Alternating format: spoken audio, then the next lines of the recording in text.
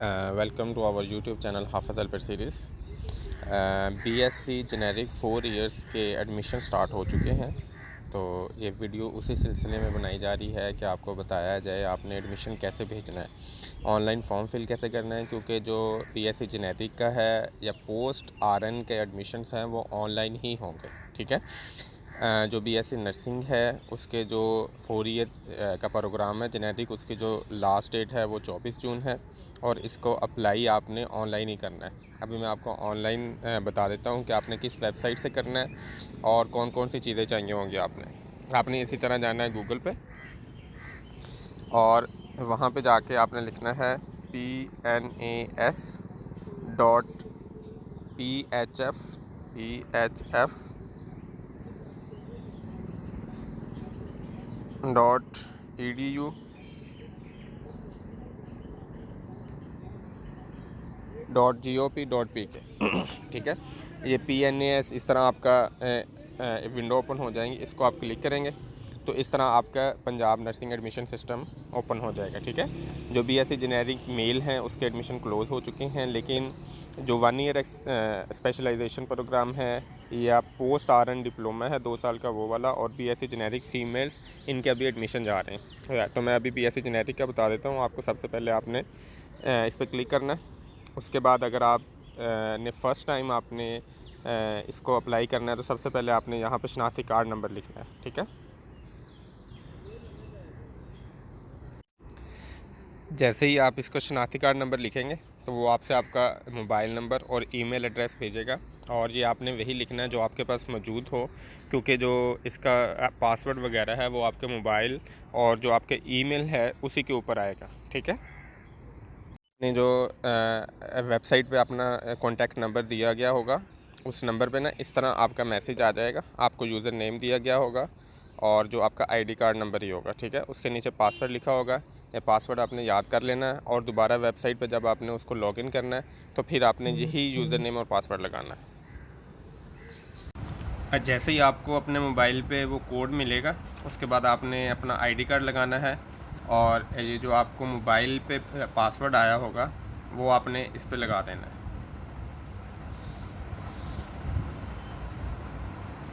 ये लगा के आपने इंटर कर देना है।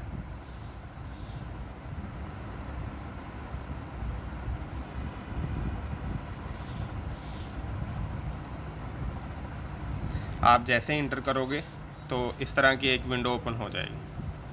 उसके बाद आपने देख लेना है कि आपने किस में अप्लाई करना है, बीएससी जेनेरिक में, पोस्ट बेसिक 1 ईयर स्पेशलाइजेशन में, या पोस्ट आरएन बीएससी में। तो अभी हम बीएससी जेनेरिक में करेंगे।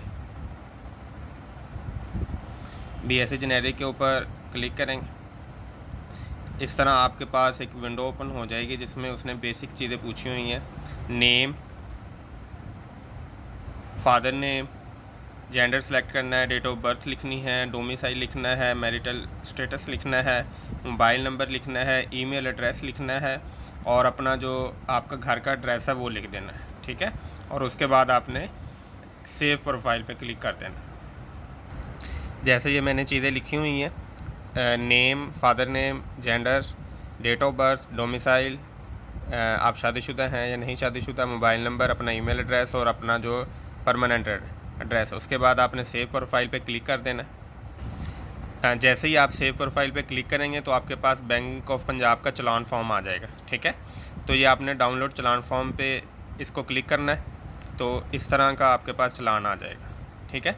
ये चलान की आपने प्रिंट निकाल लेना है, और इसकी जो फ़ीस है ये आपने 24 जून से पहले पहले किसी भी द बैंक ऑफ पंजाब की ब्रांच में जाना है और उसमें आपने ये 500 रुपये फ़ीस जमा करवानी है। ठीक है। उसके बाद आप जब इसकी फ़ीस जमा करवा लोगे उसके बाद आपने फिर इसी वेबसाइट पे आना है। यहाँ पे आपने जिस ब्रांच में आपने जमा कराया ब्रांच कोड लिखना है, इसमें वोचर नंबर लिखना है जो आपका वोचर नंबर है, उसके बाद सबमिटेड डेट लिखनी है, और उसके बाद जो उसकी पिक्चर होगी वो आपने सेलेक्ट करके इधर लगा देनी है। ठीक है। और जब आप ये फ़ीस पे कर लोगे उसके बाद फिर आपका जो अगला प्रोसेस है वो स्टार्ट होगा। उसके बाद जो अगला प्रोसेस है, आपने जो बेसिक प्रोफाइल है आप फ़ी जमा करवा लोगे। उसके बाद आपने अपनी क्वालिफ़िकेशन लिखनी है, अगर आपका कोई एक्सपीरियंस है तो वो लिखना है। उसके बाद आपने जो प्रेफरेंसेस है वो देखनी है, और ये बहुत ध्यान से आपने लिखनी है कि आपने फ़र्स्ट किस कॉलेज में जाना है, सेकंड किस कॉलेज में, थर्ड, फोर्थ, फिफ्थ, इस तरह वो एक लिस्ट आ जाती है, तो वो सारी आपने लिख देनी है। ठीक है, उसके बाद आपने जो प्रिंट एप्लीकेशन है उस पर जाके आपने क्लिक कर देना है और आपके पास वो जो अपने एप्लीकेशन भेजी होगी वो आपके पास प्रिंट के फॉर्म में अवेलेबल हो जाएगी। आप जैसे ही ये फ़ी वोचर का आप इस पर पुट करोगे, यहाँ पे ब्रांच कोड आ जाएगा, सबमिटेड डेट आ जाएगी, वोचर नंबर आ जाएगा, पिक्चर आ जाएगी उसकी।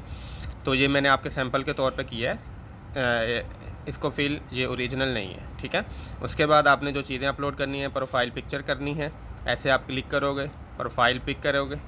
ठीक है, उसके बाद ओपन कर देना है, ये हो जाएगी। उसके बाद आपने जो CNIC है उसका फ्रंट पिक्चर करनी है। ठीक है, इसी तरह आपने ये अपलोड कर देनी है। इस तरह जो CNIC का बैक है वो आपने इस तरह क्लिक करके आपने कर देना है और जो आपके डोमिसाइल की फ्रंट पिक्चर है उसको आपने फिल कर देना है। ठीक है, जैसे ही अपलोड कर दोगे उसके बाद आपने आगे प्रोसीड कर देना है, क्लिक टू अपलोड, ये अपलोड हो गई। उसके बाद इसको भी और इसको भी, ये सारी अपलोड होगी। उसके बाद आपने आगे जाना है प्रोसीड पे। ठीक है, उसके बाद आपने अपनी क्वालिफ़िकेशन लिखनी है, आपकी जो भी डिग्री है वो आपने लिख देनी है यहाँ पे।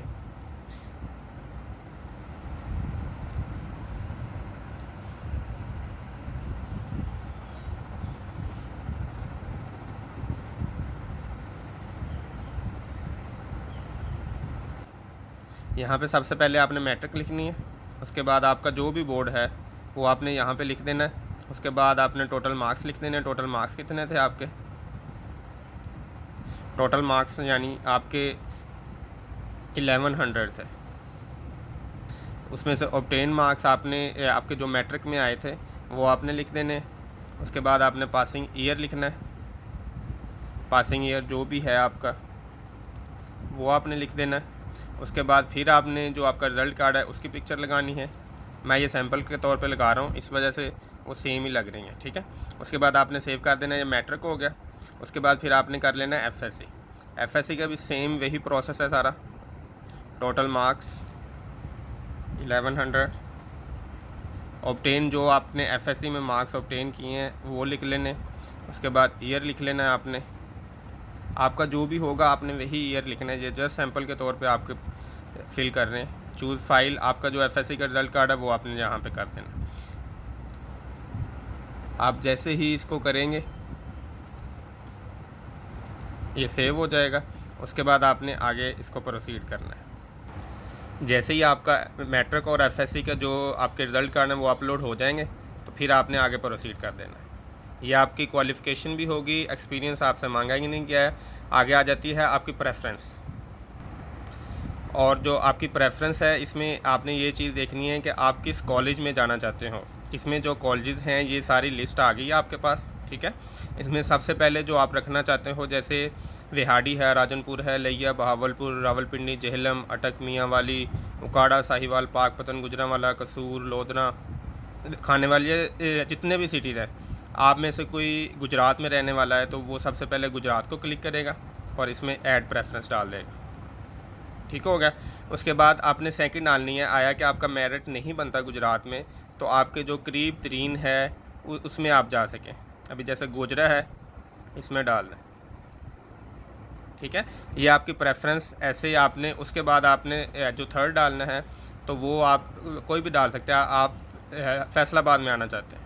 ठीक है, ये जस्ट एक सैंपल के तौर पे है कि आपने सबसे पहले रखी गुजरात में, उसके बाद गोजरा में, उसके बाद फैसलाबाद में। ठीक है, जैसे ही ये हो जाएगी सारी आपकी जो प्रेफरेंसेस है उसके बाद आपने सबमिट कर देना है फॉर्म। इसमें फर्स्ट, सेकंड, थर्ड, फोर्थ जितनी भी आप रखना चाहें कि मीन सबसे पहले आपका मेरिट किस कॉलेज में बने, उसके बाद उसमें नहीं बन रहा तो सेकंड में नहीं बन रहा, थर्ड में भी नहीं बन रहा तो फोर्थ में, तो इस तरह एक पूरी लिस्ट बन जाती है। ठीक है, अगर फॉर्म सबमिट करने से पहले आप जो प्रेफरेंस है वो चेंज करना चाहते हैं, जैसे मैंने सबसे पहले गुजरात रखी थी, अगर इसको मैं दूसरे नंबर पे लाना चाहता हूँ तो ये दूसरे नंबर पे आ जाएगी। अगर मैं गोजरा को पहले नंबर पे लाना चाहता हूँ तो यहाँ पे ये गोजरा पे आ जाएगी। ठीक है, जितनी देर तक आप सबमिट नहीं करते आप चेंज कर सकते हो, लेकिन एक बार आपने सबमिट कर दिया फॉर्म उसके बाद आप इसको बिल्कुल भी चेंज नहीं कर सकते। ठीक है, तो ये बहुत ध्यान से आपने अपने सिटीज़ के अकॉर्डिंग इसको करना है। उसके बाद जैसे ही आप नीचे आएँगे आई हेयर बाई, इस पर आपने क्लिक कर देना है। ठीक है, तो ये सबमिट और आपका लॉक हो जाएगा। ठीक है, ये आपका पूरा फॉर्म है जो आपके पास आ जाएगा इस तरह सारा। ठीक है, इसको आपने प्रिंट करवा लेना है। यहाँ पे प्रिंट एप्लीकेशन पे करेंगे क्लिक, यहाँ पे आपके पास पूरा फॉर्म आ जाएगा। ठीक हो गया, तो यहाँ से आप इजीली इसको आराम से प्रिंट निकालें और अपने पास रख लें, और इसके बाद इसको अपने पास संभाल के रखें और इसको सेंड कहीं नहीं करना। जो भी मेरिट लिस्ट वगैरह होगी वो PNAS जो वेबसाइट है वहाँ पे अपलोड हो जाएगी और मेरिट लिस्टें वहीं पे आएंगी। अभी मैंने आपको सारा प्रोसेस समझा दिया है। ये जो मैंने किया है ये जस्ट एक सैंपल के तौर पे था। आपने जो इन्फॉर्मेशन देनी है वो करेक्ट देनी है। अगर फिर भी कुछ आपको समझ ना आए तो इस वीडियो के नीचे आपने कमेंट कर देना है, आपको इंशाल्लाह ताला उसका सलूशन बता दिया जाएगा। थैंक यू, अल्लाह हाफिज़।